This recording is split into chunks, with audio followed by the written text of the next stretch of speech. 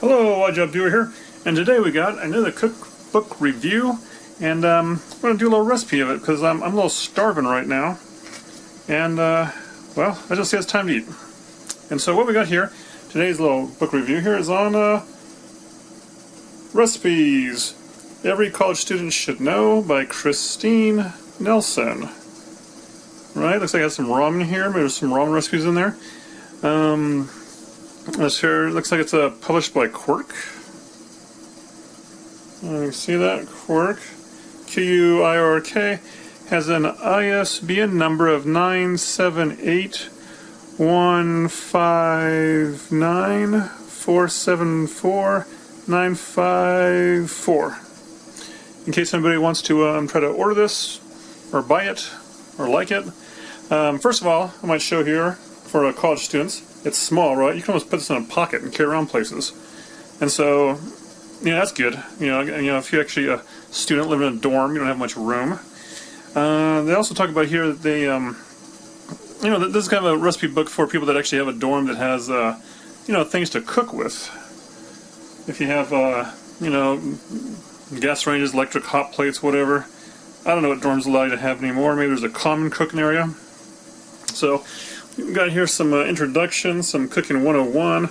And the chapters go like this: quick breakfast, lunch to go, cook once, eat twice, and dorm mate dinners, in case you got someone else to eat with.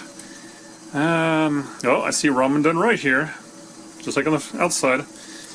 Let's see, we got date night dinners. Oh, ooh la la. Sweets and snacks. Make your own sweets and snacks. Don't buy that junk at the store. And microwave conversion charts. Microwave potato chips. Huh. So they got different kind of, like I said, different kind of things in here. Got an introduction here. Talk about here. I read this once before. It's been a while. But let's see. Choices. Yeah, basically this is for if you're a new person and going out in the world, going to that college dorm thing right off the bat, they talk about choices. And now, maybe, depending on how you grew up, you might have been cooking for yourself way before the college times, or maybe now you're on your own, you'll be cooking for yourself in college times. So it does talk about, you have choices now on what to eat and what to make. They talk about some control here. Freshman 15 pounds of first year gains. Cooking your own meals gives you control over portions and ingredients. That's what we're talking about, control. So portions and ingredients, which I'll be doing on this meal today. Knowledge, of course, maybe this is why you're watching the videos. You get a little knowledge about either this cookbook or how to cook something in general. And satisfaction. It's real satisfying to make your own stuff. But they talk about chocolate covered popcorn on page 138. That's not what we're doing here. So, Cooking 101, the simple beginning here. Talk about the basics here, right? They go into safety, some kitchen safety here, which is good. Talk a little bit about food handling, safe food handling. Now they also talk about here minimum cooking temperatures, if you actually have a thermometer for different things, from beef, turkey, steaks, poultry, fish, ham, leftovers, in casseroles, and then what to stock. If you have like a pantry, here's some stuff you can stock in your pantry. I'm assuming if you have this stuff in your pantry, you can make the stuff in this cookbook. And then tools. This is kind of nice. They show a list here of tools: slicing and dicing, cutting boards, tongs, spoons, all this stuff here, which is kind of probably essentials to make stuff in this book. You don't need all of it, of course, starting out, but you should always have a good knife. Good wooden spoon to stir stuff with. Also measuring stuff. Measuring spoons. Baking dishes to bake stuff, you do that. And other things like, pot holders, dish towels, sponges, stuff to clean up after you. I really don't know if they have dorm rooms with, like I said, a full kitchen or sinks per se anymore. They talk about healthy eating here, though. And let's see, you got some terms here. So if you're really new, terms. Boil, broil, chop, coat, pan fry, mince, all that kind of stuff. You can always Google that too. So, what I'm doing today is a recipe on page 118, I believe, in this book, all the way towards the back. And let me see if I can find it real quick. 15, 17, 18. This is shrimp scampi with linguine. And this here is for date night dinners. So if you have a special someone you want to impress, maybe you can make this dish up and impress them, as long as they like shrimp and linguine. Of course, in my case, I ain't got no linguine, but as you'll learn in life, you can use spaghetti, angel hair. You can use, what I'm using today is going to be a real nice fettuccine I'll be using. So, the full recipe, this serves two, and they talk about using a cooktop here. It has like a little icon for cooktops. And servings of two.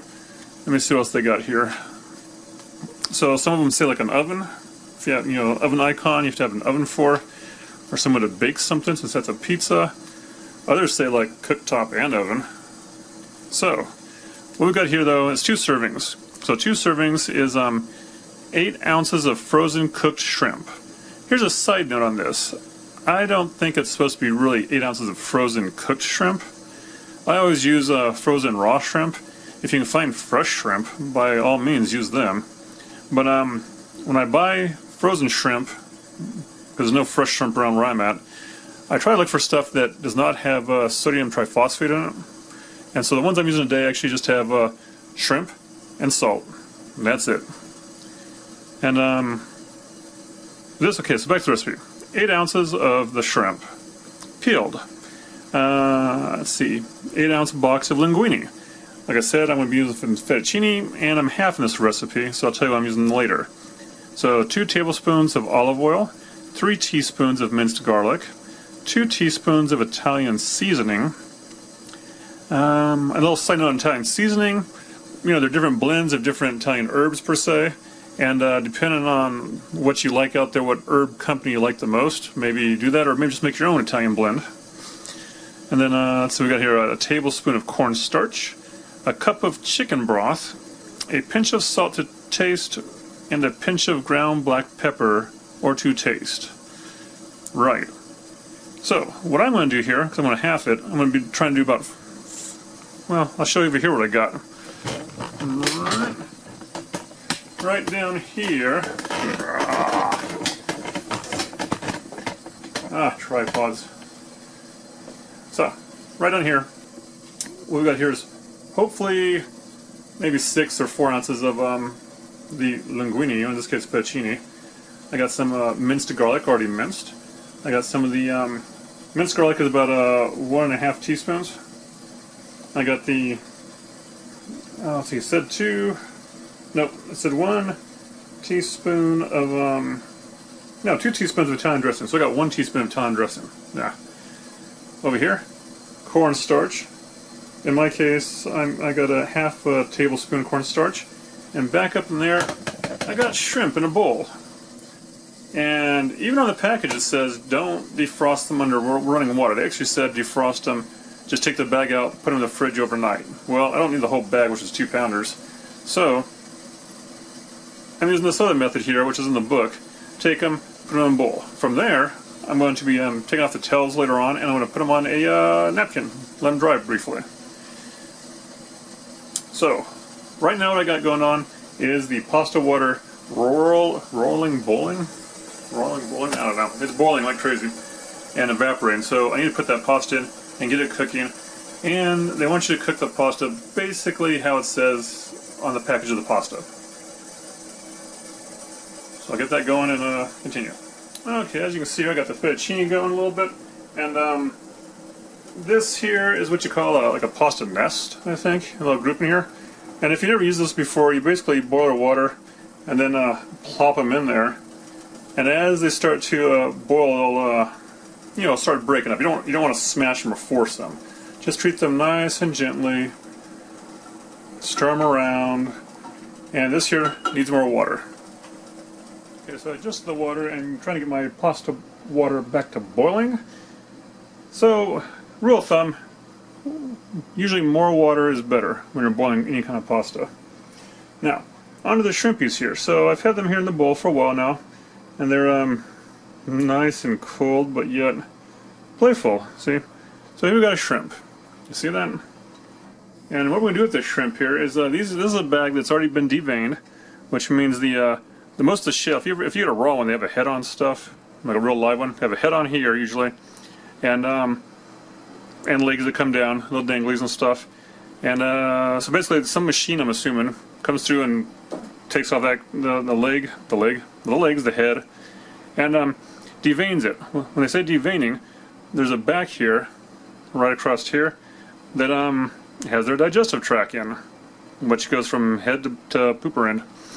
And those are done, like I said, by machine. I'm assuming a pretty good machine, but this one here is pretty clean. This is where I usually like to run under cold water if it's not clean. But this still has this tail on.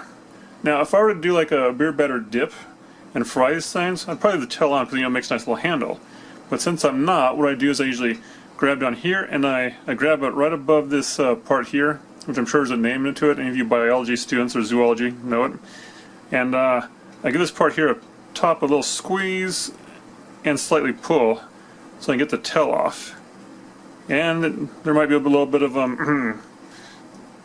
something that he ate last night or before he got eaten. So I like to squeeze and kind of get that underneath running water and make that pooper part clean, because that's why people don't like shrimp. I mean, there's other reasons, but that's the main reason. Is they'd be like, I ate a shrimp one time, and it was like all gritty and stuff, and I'm like, well, someone didn't clean it good enough. So once again, we get a little squeeze and a pull, and just separate that tail from this part. And like I said, more cleaning here. Poor thing didn't wipe, but I'm being gentle with these things because you know, shrimp you gotta be gentle with. They're already small enough, you don't hurt their feelings and stuff. All right, so I think you got the point of this here. A little squeeze and pull. You know, this tail part, I'm just gonna chuck it. I think some people use it for, I don't know, something. Maybe use it in a composter. Maybe use it in I don't know, stock. You know, I knew somebody before they'd use the shell of the shrimp and make a stock out of it. But that's not what we're doing today. We're doing college cooking. Alright, so I'm going to clean the rest of these shrimps and lay them out here on a nice paper towel, like so, to get them a little bit drier, because chances are it's going to go into something hot and oily later, and we don't want that to, you know, splatter and stuff. Oil and water don't really mix. If you have hot oil and water, that even mixes less. Back over here, you can see I got a slow boil. You can see real close there. Slow boil on my fettuccine, but you can also see that they're breaking up nicely. So give them some stirring. Let them, you know, everything cook together. This particular one has I think 5-6 minutes on it, so I'm going to let that go. And we'll get into the sauce here. The sauce is done now, and I got me a strainer here, and I always like to have a little cold water running in the sink. For some reason, I don't know, I worry about this hot water melting pipes or something. Right, like that. Now they said to go ahead and return this back to the pot, but you know what? I'm not. I have this kind of strainer here that can just fit right on top here and keep them separated. So, that let that still drain, and set your pasta aside. Now, if you're kind of new to pasta cooking, basically after it says it's done cooking at the time, you could take out a piece. You know, some say throw it against the wall. Nah, don't do that. But some usually just take out a piece, let it cool real quick, then bite it and see if it has the nice texture that you like. This one here certainly does. Now, next we'll do is under the sauce. Okay, so now what they want you to do here is in a large skillet. Now, mind you, I'm just making this for me, so kind of like one portion-ish. So I'm using I think an 8-inch skillet here. So I'm thinking probably about, you know, 10-inch might be good, maybe 12 type of thing around there. But a large skillet over medium heat. You warm your oil, garlic, and Italian seasoning for 2 to 3 minutes. So since I'm doing half of this, Don't need the 2 tablespoons of olive oil. In fact, I'm using extra virgin, I think, olive oil, which some say don't do that, just use regular olive oil, but you know what, whatever you have. So 1 tablespoon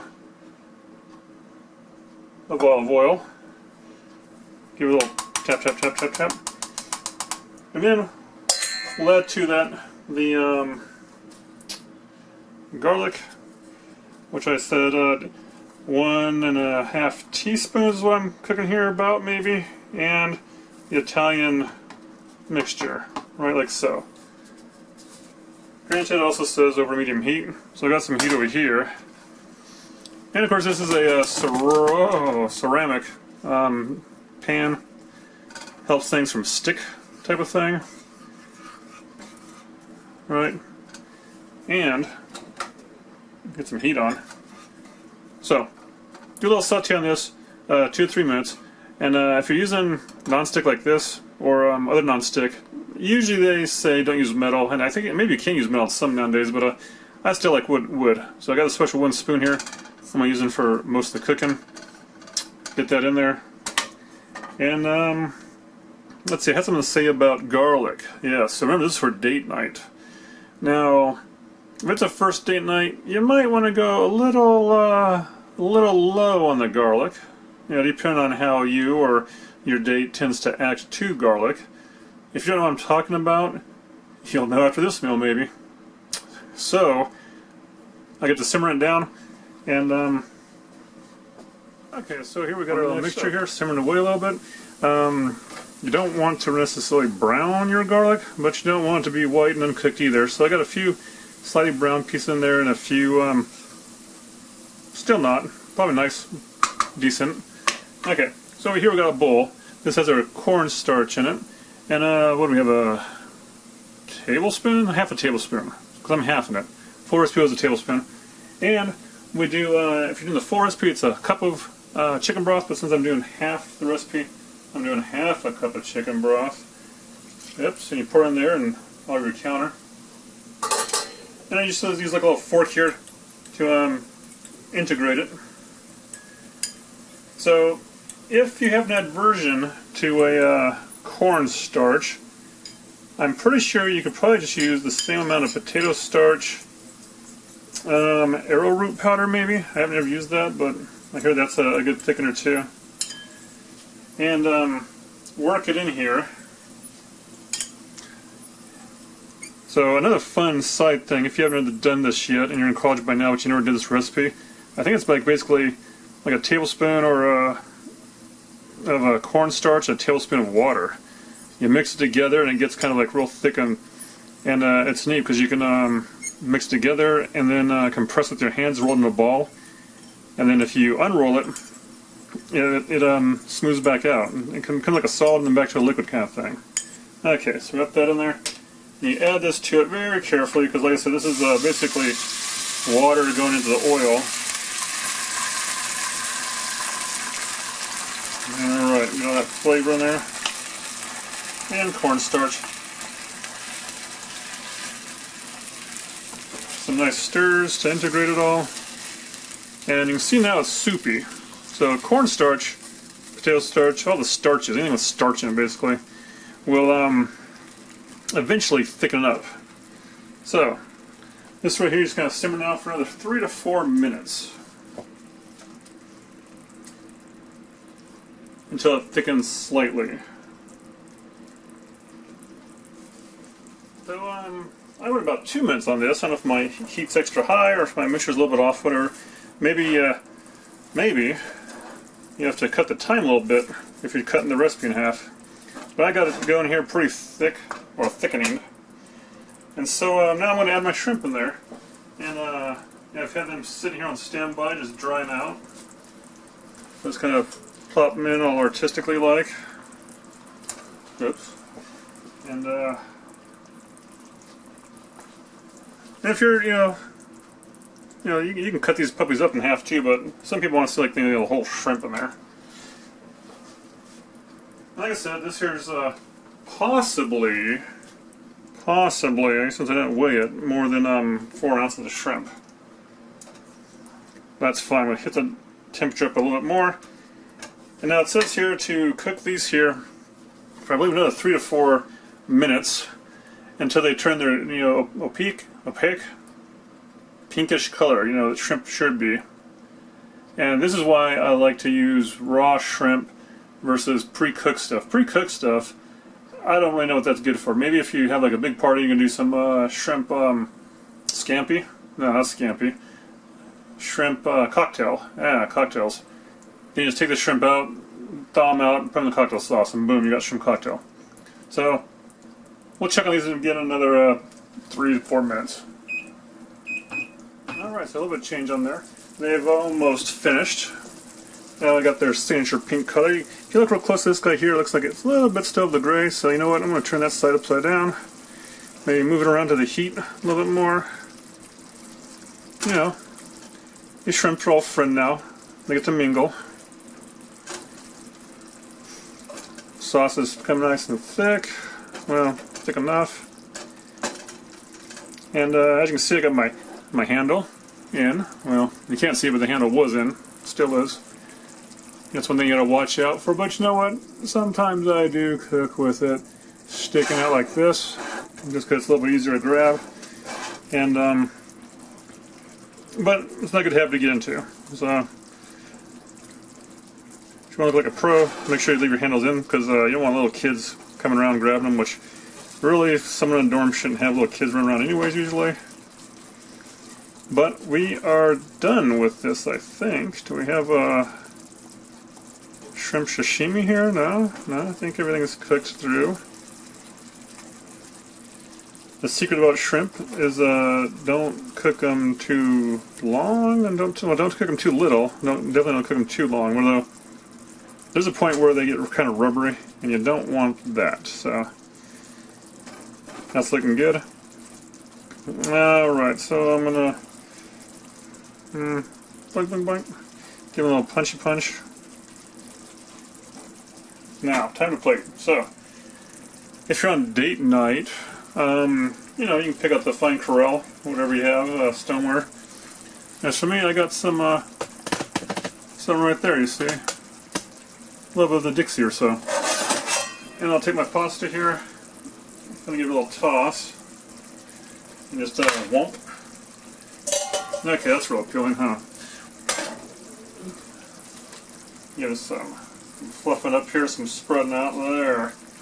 And looks like I got probably a little bit more than 6 ounces here. Kill the heat on this, right? Looks like that. And plate it artistically on top of said sauce. Now, if you're doing this for 2, I believe the book says you separate the pasta into 2 nicely stacks, right? And then put the sauce on top. I usually am not a sauce on top type of guy. I'm more of a mix it in with the sauce, but hey, whatever. Set this somewhere where it doesn't get hot still, and just make it look pretty.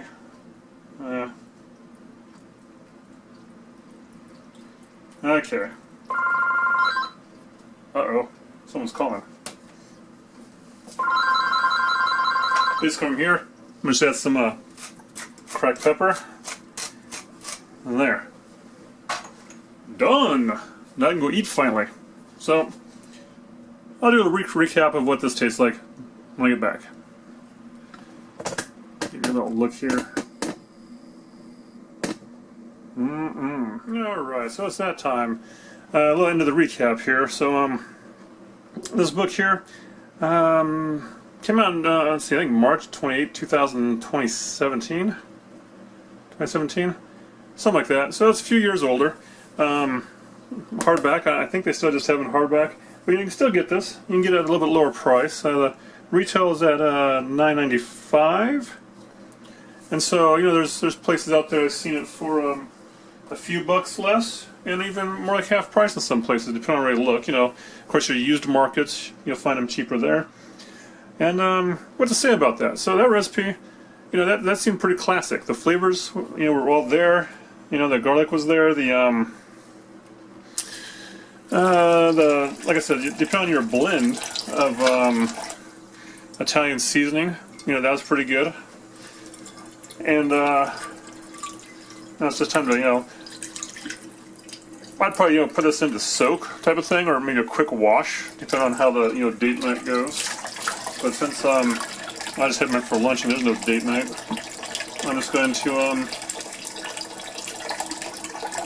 you know, put some soap in there, get one of these things here and go to town on it, a little bit of water. But the flavors were good, they were solid. Linguine would have been fine. Like I said, any kind of pasta, I think, is pretty much fine with it. If you did egg noodle, well, egg noodle would probably be fine too.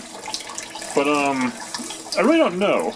Now, if you're a college student out there living in a dorm, does your dorm have such things like a sink, a cooktop to it? Because even if you brought like a hot plate to make this like in your room, which may or may not be frowned upon at some colleges, you still got cleanup to worry about, right? You know, you just can't, you know, pack your stuff away and throw it on the washroom door or whatever. But so if you have a college, if you're in a college right now, or had been, and your college has like a real kitchen in it, your room, go and leave a comment down there. You know, tell me how it is. If you try this recipe, tell me how it turns out. I would say this recipe was, you know, good. You know, depending on how you handle garlic, maybe wash it. But if you both love garlic, then go at it. And I would say it's a solid recipe. I think that, in fact, I'm pretty sure that cookbook's full of solid recipes. They even have how to make popcorn in a microwave.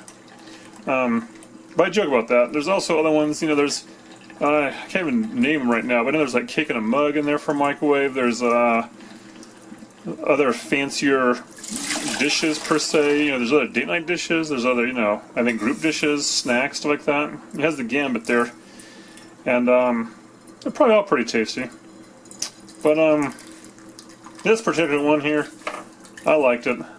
And you know what, if you're not a shrimp person, you know, and if you're going to one of those fancier colleges, maybe you can afford scallops. That'd be a good meal with some scallops instead of shrimp. If you're not a seafood person, you know, I'd say you can use chicken too. Definitely you don't want any bones in this dish, or skin type of thing, so, you know, you'd have your chicken. And I think the thing with that, though, is I don't know if you really add it at the end there. I think you'd want to brown that and set it aside. And then work on your sauce. And then put the sauce back in to warm it up, you know, at that end step, like when I added the shrimp, you know, add your sauce back then. With chicken. I would do with beef, though, maybe. I don't want to do with pork either. I don't know, that seems weird, but maybe it's fine. And, yeah, it's a good cookbook, you know. I'm glad I was able to make something out of it. And if you're going off to college, like I said, it didn't take too much room. But, like I said, also, you know, I think you really need to have access to at least some kind of a kitchen. You know, especially with cleanup type of thing, because everyone loves cleanup. And, I didn't really use a cutting board. I did use a paper plate. You know, I had a sharp knife there, but I used a paper plate on there. And, so let's see, a pot and a pan, and that's basically it to cook with. Oh, and it's a mixing bowl. I had to mix the cornstarch. And depending on where you get your cornstarch at, I actually use a cornstarch that you have to kind of like pre-mix ahead of time, which I did.